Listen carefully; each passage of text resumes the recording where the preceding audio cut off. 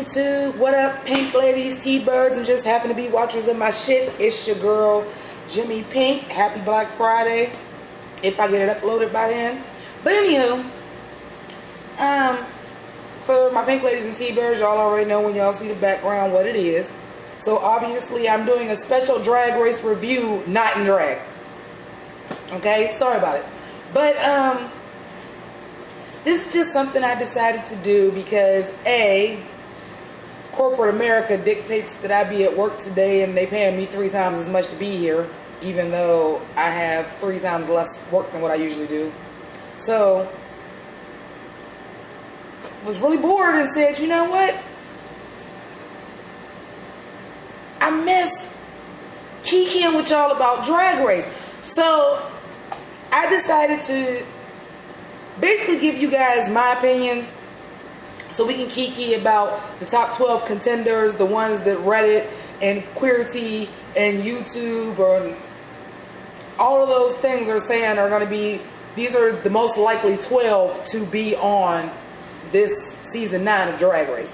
I did not do too much reading up on them because really, in all honesty, I usually do not do stuff like this because that's part of the fun with me at Drag Race is seeing the queens enter and seeing, you know, these new drag queens that I had never heard of. And occasionally, some that I have. Like season 5, I did already know who Detox was. You know what I mean? So, that's a lot of the fun to me. But after the disaster that was All Stars, and I mean disaster in the best way possible because I think we were all eating it up like fucking cake and ice cream. I just wanted to do a special Drag Race review because we didn't have Revealed this week. We didn't have Dragula this week. So these are the top 12 front runners that everybody is predicting is going to be on season 9. So we have Aja, Alexis Michelle, Eureka O'Hara, Farrah, James Manfield, Kimora Black, Nina Bonina Brown, Peppermint, Sasha Velour, Shea, Trinity Taylor, and Valentina. So, at the beginning of this video, you see that I have made a collage. And I was kind of trying to give you an idea, because we don't know what the theme is. You know, they always have the theme when they introduce the queens.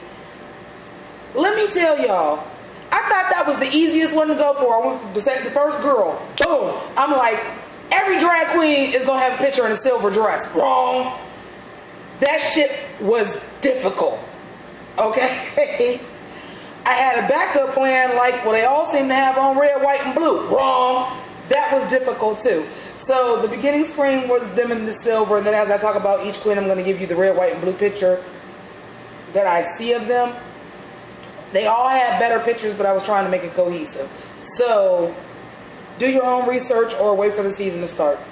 So first, Aja. The first thing that I got about her, just going through images of her, is that she's really a chameleon.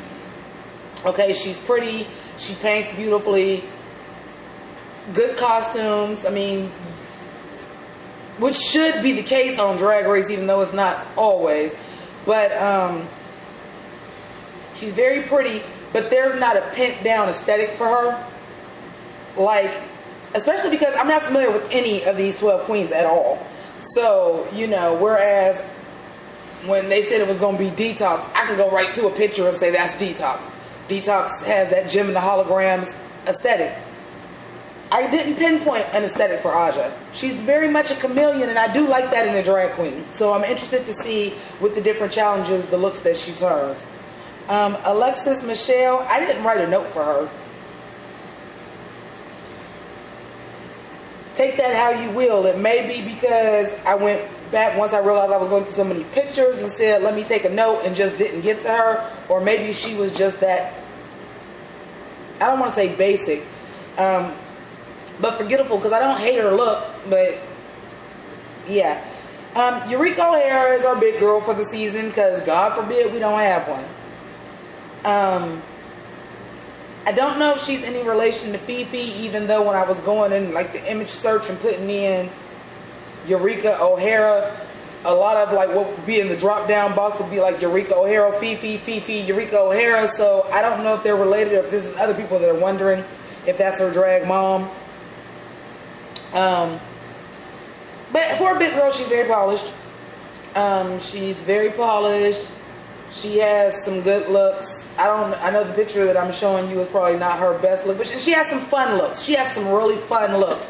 I wouldn't say that she's a camp queen. She kind of, she would be like the big girl version of Manila Luzon. Like, I see a lot of themed costuming, a lot of fun stuff, where it's not quite camp, but it is couture, but very polished. Pheromone. Pheromone is your body queen this season, okay? Pheromone is, first of all, props to you, because with a name like Pheromone, and if, little lesson in case y'all don't know what a pheromone is. A pheromone is the natural scent that we give off.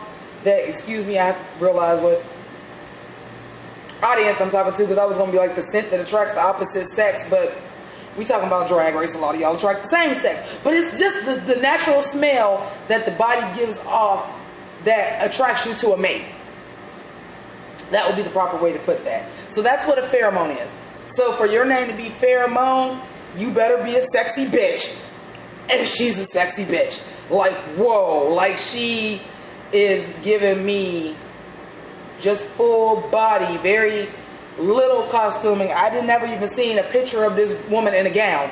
None of the pictures I went through, I seen her in a gown. It is lingerie. It is bodysuits. It is serving up fish on a platter. It is serving all of this puss. You can't take her, okay? That's our body queen this season. James Mansfield is another one that I love the name. I love a queen that their name really embraces their character.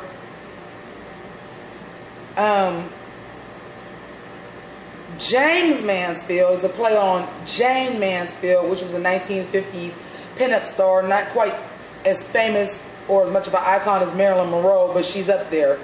She was just blonde, wavy hair, very busty, gorgeous figure. She was a Team Thickums. But James Mansfield, spelled the way that Jane was, because Jane was Jayne, so he spelled James Jaymes, which I love, because his aesthetic is very 50s pinup. The body shape that he forms is very much like Jane Mansfield's body shape. And she was very curvy, very busty. His padding is very much the same. The aesthetic is very 50s pinup. Little 50s, little 60s. But a little bit funner. Think Ben de la Creme, but a lot. Think of a cross between Ben de la Creme and Trixie Mattel. That's what I'm saying with James Mansfield. Like a lot of blonde, pastel color wigs, and fun costumes like Trixie, but the aesthetic is being like 50s pinup like Ben de la Creme. So like that's what I'm getting. And I live for it. Like I said, I love a name that says this is my aesthetic. This is what it is. You already know what you're getting. And I love that. Another one whose name did that was Kimora Black. It sounds basic, but yeah, she's pretty much a cross between Kimora Lee Simmons and Black China. Like, you are giving me straight up video bitch. Straight up and down. She's another body queen, but she's not as revealing as Pheromone. Plus Pheromone, it's costuming. Okay? It's very, playmate, party, like it's still very drag, it's still very costume. Kimora Black is straight up video girl. That is fish. She is definitely the Melissa Fords and the video girls is her idol. Clearly, she pads her body that way. The body is boom, bang, pow with the small waist. She wears a lot of form-fitting clothes as well. A lot of cat suits. kind of like some bondage stuff over it. I mean, it very much looks like somebody that would be in a video in the strip club twerking. But also, a lot of the pictures I saw in her were just in real girl going to the club in Atlanta looks. A lot of them. So that's your video girl. Nina Bonina Brown. This bitch makeup skills. Listen. If y'all thought Kim Chi was gonna win off her makeup skills, I love Kim Chi. I love you, but fuck Kim Chi. This bitch is everything with the makeup. Everything with the makeup, bitch. I'm gonna tell y'all, if y'all don't want to look up anybody else before the show, because I don't think she's gonna get a chance to show what she can really do on RuPaul's Drag Race, because I've seen some of these pictures. I'm like, there's no way you're gonna be able to do this on Drag Race. You have got to see this. Nina Bonina transformed herself into so many characters. Fuck Fifi O'Hara, 3365 a drag. This bitch is doing it with makeup. You've got to see this. Like, just go look up Nina Bonina in Google Images. Go to her Facebook and just look up pictures. Like, the pictures I have of her is not doing her justice, because I was going for a theme. Like, you have to see this. I'm talking about, like, she did Hades from Disney's Hercules. I seen Jessica Rabbit. She did this gorgeous, like, African. She did, like, Nefertiti. Like, the Joker. Like, I'm just, like, this bitch makeup skills is on fucking fleek. And I don't even say that word. Like, you would look at all these pictures. Raven and Raja will give her a shoot on every single one. It's fucking crazy. So next we have Peppermint.